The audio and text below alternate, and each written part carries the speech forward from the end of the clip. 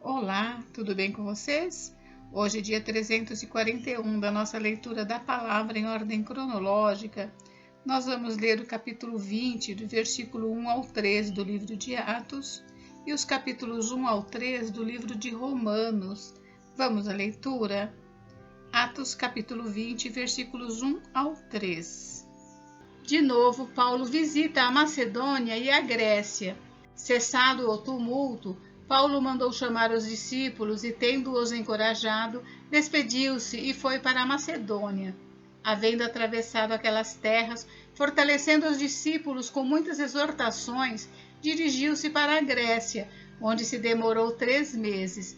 Quando estava para embarcar rumo à Síria, houve uma conspiração por parte dos judeus contra ele. Então decidiu voltar pela Macedônia. Romanos, capítulo 1. Prefácio e saudação. Paulo, servo de Cristo Jesus, chamado para ser apóstolo, separado para o Evangelho de Deus, que ele no passado prometeu por meio dos seus profetas nas Escrituras Sagradas. Este Evangelho diz respeito a seu Filho, o qual, segundo a carne, veio da descendência de Davi, e foi designado Filho de Deus com poder, segundo o Espírito de Santidade, pela ressurreição dos mortos, a saber, Jesus Cristo nosso Senhor. Por meio dele, viemos a receber graça e apostolado, por amor do seu nome, para a obediência da fé entre todos os gentios. Entre esses se encontram também vocês, que foram chamados para pertencerem a Jesus Cristo. A todos os amados de Deus que estão em Roma, chamados para ser santos, que a graça e a paz de Deus, nosso Pai, e do Senhor Jesus Cristo estejam com vocês. Paulo ora pelos cristãos de Roma e deseja vê-los. Em primeiro lugar, por meio de Jesus Cristo, dou graças ao meu Deus por todos vocês, porque a fé que vocês têm é proclamada no mundo inteiro. Pois Deus, a quem sirvo em meu espírito, no Evangelho de seu Filho, é minha testemunha de como nunca deixo de fazer menção de vocês em todas as minhas orações, pedindo que em algum momento, pela vontade de Deus, surja uma oportunidade de visitá-los, porque desejo muito vê-los, a fim de repartir com vocês algum dom espiritual, para que vocês sejam fortalecidos, isto é, para que nos consolemos uns aos outros por meio da fé mútua, a de vocês e a minha.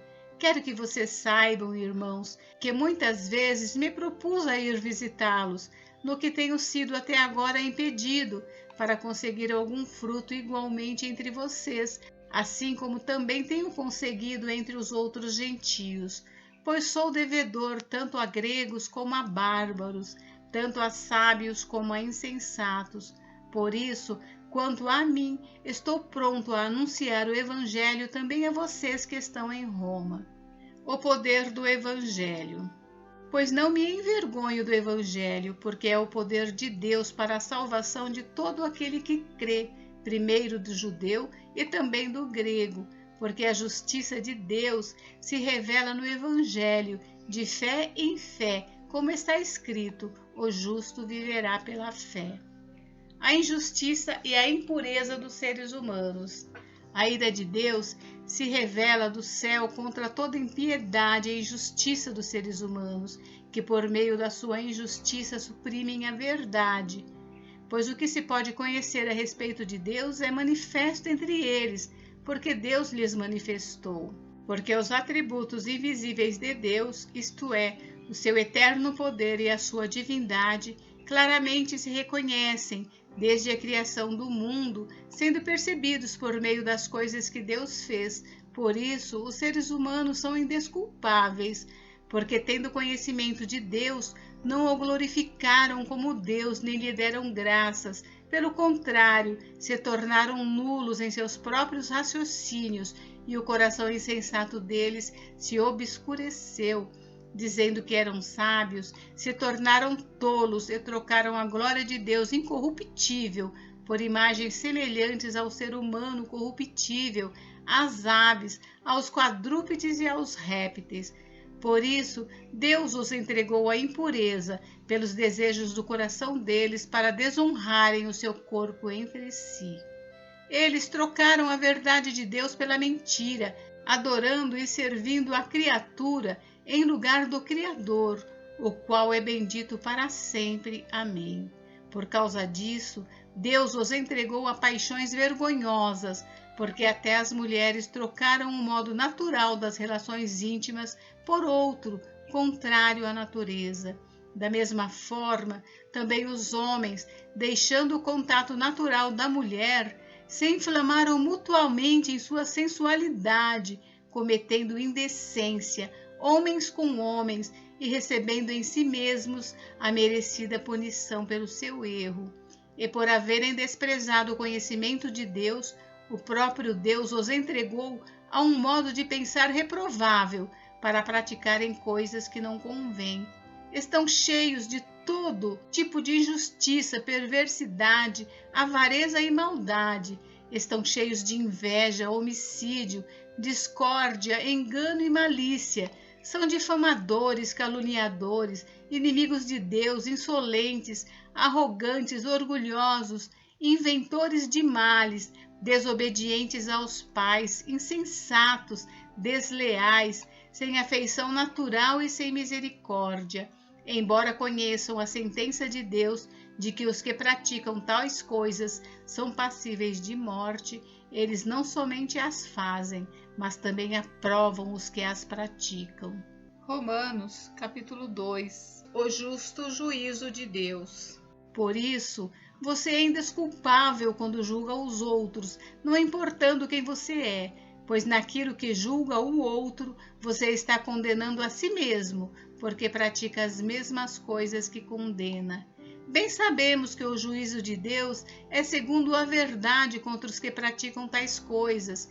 E você, que condena os que praticam tais coisas, mas faz o mesmo que eles fazem, pensa que conseguirá se livrar do juízo de Deus? Ou será que você despreza a riqueza da bondade, da tolerância e da paciência de Deus, ignorando que a bondade de Deus é que leva você ao arrependimento?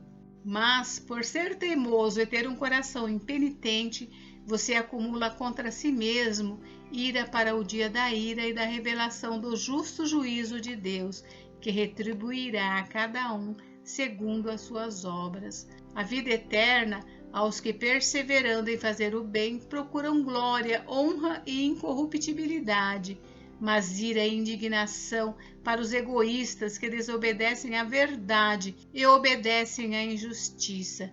Tribulação e angústia virão sobre todo aquele que faz o mal, ao judeu primeiro e também ao grego, mas haverá glória, honra e paz a todo aquele que pratica o bem, ao judeu primeiro e também ao grego. Porque Deus não trata as pessoas com parcialidade. Assim, todos os que pecaram sem lei, também sem lei perecerão, e todos os que pecaram sob a lei serão julgados pela lei. Porque justos diante de Deus não são aqueles que somente ouvem a lei, mas os que praticam a lei é que serão justificados.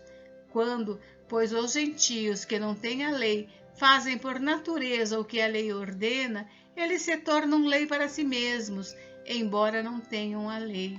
Estes mostram a obra da lei gravada no seu coração, o que é confirmado pela consciência deles e pelos seus pensamentos conflitantes, que às vezes os acusam e às vezes os defendem, no dia em que Deus, por meio de Cristo Jesus, julgar os segredos das pessoas, de acordo com o meu evangelho, os judeus e a lei. Mas se você diz que é judeu, confia na lei e se gloria em Deus, se você conhece a vontade de Deus e aprova as coisas excelentes, sendo instruído na lei, se você está convencido de que é guia dos cegos, luz dos que se encontram em trevas, instrutor de insensatos, mestre de crianças, tendo na lei a forma da sabedoria e da verdade, você, pois, que ensina aos outros, não ensina a si mesmo? Você que prega que não se deve roubar, rouba. Você que diz que não se deve cometer adultério, adultera. você que detesta ídolos, rouba os templos, você que se gloria na lei, desonra a Deus pela transgressão da lei? Pois como está escrito, o nome de Deus é blasfemado entre os gentios por causa de vocês. A circuncisão tem valor se você pratica a lei, mas se você é transgressor da lei, a sua circuncisão já se tornou incircuncisão. Portanto, se a incircuncisão observa os preceitos da lei, não será essa incircuncisão considerada como circuncisão? E se aquele que é incircunciso por natureza cumpre a lei, certamente ele julgará você, que embora tenha a letra da lei e a circuncisão, é transgressor da lei. Porque não é judeu quem o é apenas exteriormente, nem é a circuncisão a que é somente na carne. Porém, judeu é aquele que o é interiormente, e a circuncisão é do coração, pelo Espírito, não segundo a letra, e cujo louvor não procede de seres humanos, mas de Deus. Romanos, capítulo 3. Paulo responde a objeções. Qual é então a vantagem do judeu? Ou qual a utilidade da circuncisão? Muita, sob todos os aspectos, principalmente porque aos judeus foram confiados os oráculos de Deus. E então, se alguns não creram, será que a incredulidade deles anulará a fidelidade de Deus? De modo nenhum. Seja Deus verdadeiro e todo ser humano mentiroso, como está escrito, para que sejas justificado nas suas palavras e venhas a vencer quando fores julgado. Mas se a nossa injustiça evidencia a justiça de Deus, que diremos? Seria Deus injusto por aplicar a sua ira? Fala em termos humanos. É claro que não. Do contrário, como Deus julgará o mundo? E se a minha mentira faz com que aumente a verdade de Deus para a sua glória, por que ainda sou condenado como pecador? E por que não dizemos, como alguns caluniosamente afirmam que o fazemos, pratiquemos o que é mal para que nos venha o que é bom?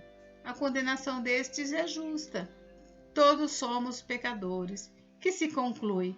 Temos nós alguma vantagem? Não, de forma nenhuma, pois já temos demonstrado que todos, tanto judeus como gregos, estão debaixo do pecado. Como está escrito, não há justo, nem um sequer. Não há quem entenda, não há quem busque a Deus. Todos se desviaram e juntamente se tornaram inúteis. Não há quem faça o bem, não há nenhum sequer. A garganta deles é sepulcro aberto, com a língua enganam, veneno de víbora está nos seus lábios. A boca eles a têm cheia de maldição e amargura. Os seus pés são velozes para derramar sangue. Nos seus caminhos há destruição e miséria. Eles não conhecem o caminho da paz. Não há temor de Deus diante dos seus olhos. Ora, sabemos que tudo o que a lei diz é dito aos que vivem sob a lei, para que toda boca se cale e todo mundo seja culpável diante de Deus, porque ninguém será justificado diante de Deus por obras da lei, pois pela lei vem o pleno conhecimento do pecado. A justificação pela fé em Jesus Cristo.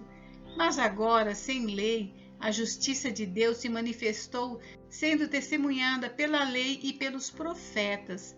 É a justiça de Deus mediante a fé em Jesus Cristo, para todos e sobre todos os que creem, porque não há distinção, pois todos pecaram e carecem da glória de Deus, sendo justificados gratuitamente por sua graça, mediante a redenção que há em Cristo Jesus, a quem Deus apresentou como propiciação no seu sangue mediante a fé.